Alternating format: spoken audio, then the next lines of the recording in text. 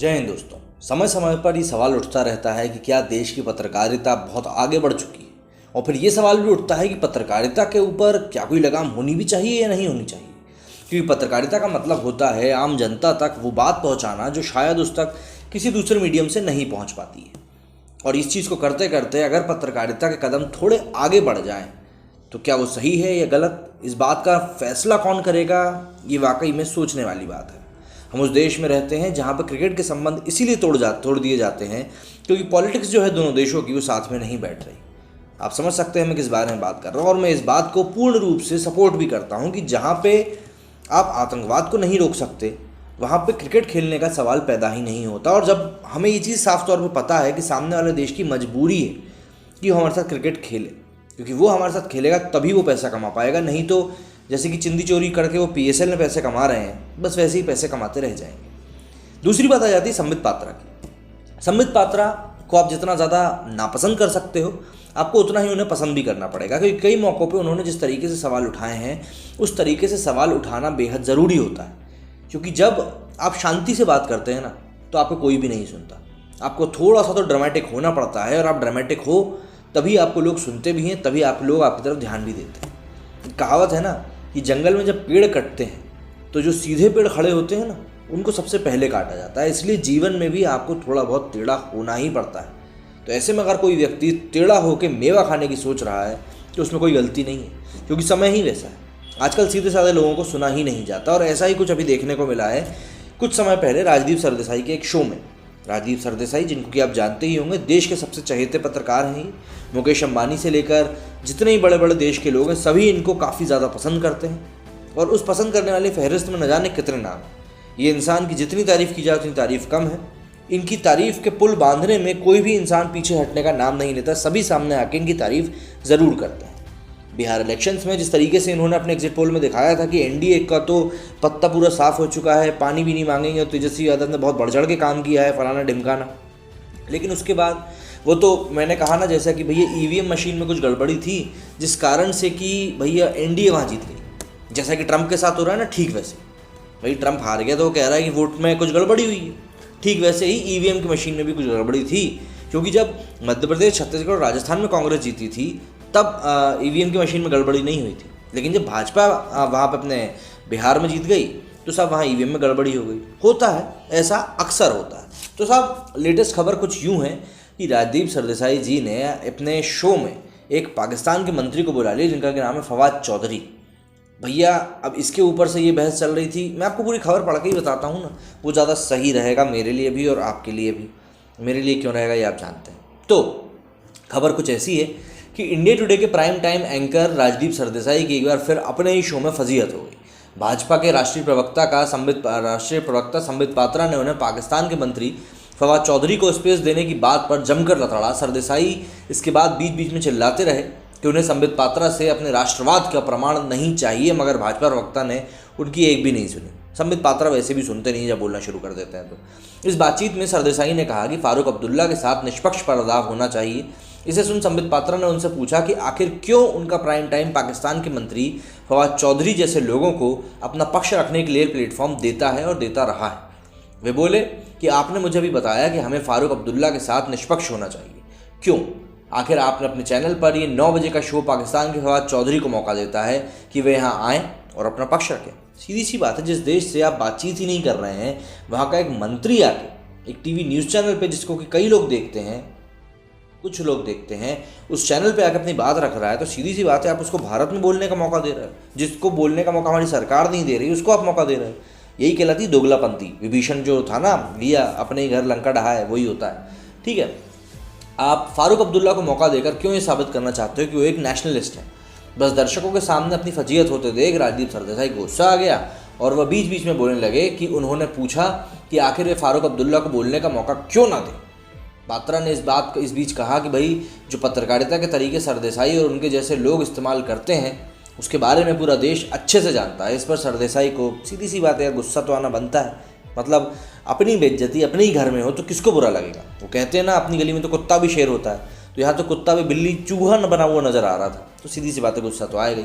तो राजदीप सरदेसाई ने फिर चिल्ला कर कहा, मुझे आपसे राष्ट्रवाद का प्रमाण नहीं चाहिए डॉक्टर पात्रा, मैं भारतीय राष्ट्रवादी हूँ, मैं आपकी तरह राजनीतिक रूप से कट्टर नहीं हूँ। मतलब भारी भारी शब्दों का इस्तेमाल यहाँ हो रहा है, आप देख सकते हैं। मतलब वीडियो दिखाने के ऊपर यूट्यूब जरा है पंगे कर देता, नहीं तो आपको वीडियो दिखाता ना मज़ा आ जाता।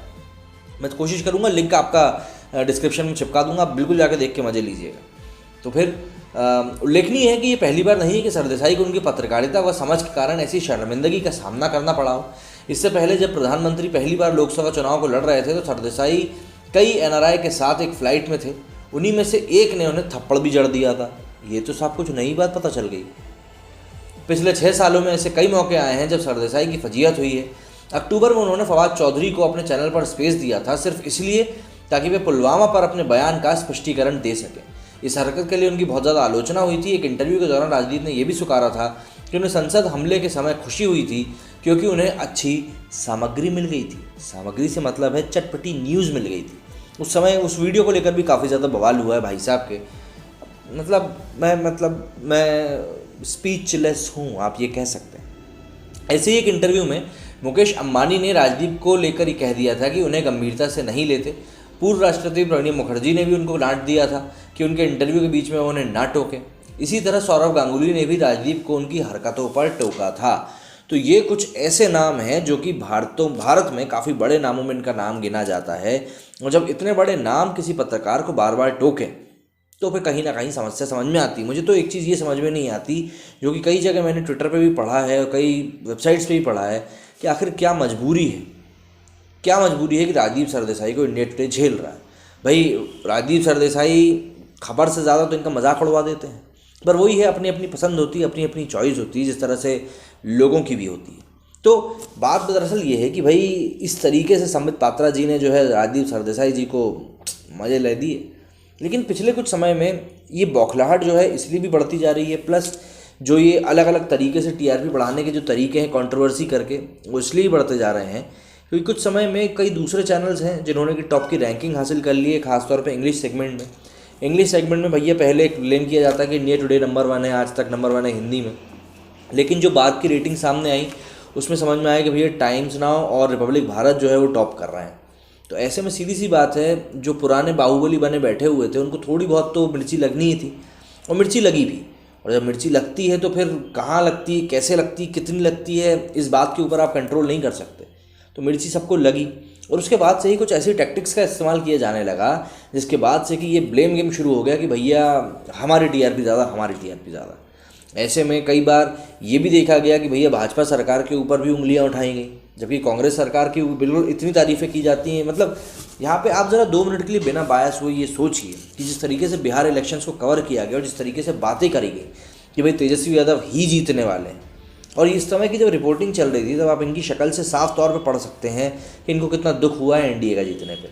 तो आप ये तो बिल्कुल नहीं कह सकते कि ये पत्रकार जो है बिल्कुल भी अनबायस तरीके से रिपोर्टिंग करते हैं। तो ऐसे में लोग अब ये चीज़ समझने लगे हैं, और ये सोशल मीडिया का ज़माना है। वैसे भी कोई भी चीज़ लोगों की नज़रों से बचती नहीं है। करोड़ों लोग आपको ऑब्जर्व कर रहे होते हैं, कई लोग आपको देख रहे होते हैं, तो कोई ना कोई तो आपकी उस बात को पकड़ ही लेता है, और उसमें से कई लोग होते हैं जो उस बात को हाईलाइट करना भी बहुत अच्छे से जानते हैं। तो ऐसे में आज की डेट में अगर आप कोई भी ऐसा काम कर रहे हो जिसमें कि प्रोपेगेंडे की बदबू आती है, तो उस चीज़ को पकड़ना बिल्कुल भी मतलब कठिन नहीं रह गया है। आजकल लोग कुछ भी थोड़ा बहुत भी करके आपकी बातों को पकड़ सकते हैं। तो ऐसे में हर एक इंसान को अगर आप लोग भी हैं, अगर आप लोग सोशल मीडिया वेबसाइट्स पे एक्टिव हैं, बातें करते हैं, कुछ बोलते हैं, तो ये चीज़ आपको भी ध्यान रखनी चाहिए कि आप जो भी चीज़ बोलें, जो भी चीज़ कहें, उसको समर्थन करना चाहिए आप। क्योंकि अगर आप उस चीज़ का समर्थन किसी ठोस बात के साथ नहीं करेंगे तो समस्या हो सकती है। और हमने कई न्यूज़ चैनल्स के केस में ऐसा देख लिया, जैसे कई लोग थे जिन्होंने कल ये खबर चला दी भैया कि इंडियन आर्मी ने पीओके में एयर स्ट्राइक करी है। बाद में सेना ने ही उस बात का खंडन भी कर दिया। कई लोगों ने लेकिन उस बात को बिना जाने पहचाने ट्वीट कर दिए थे भैया, मतलब शॉर्ट न्यूज़ चला दी थी इंटरनेट के ऊपर।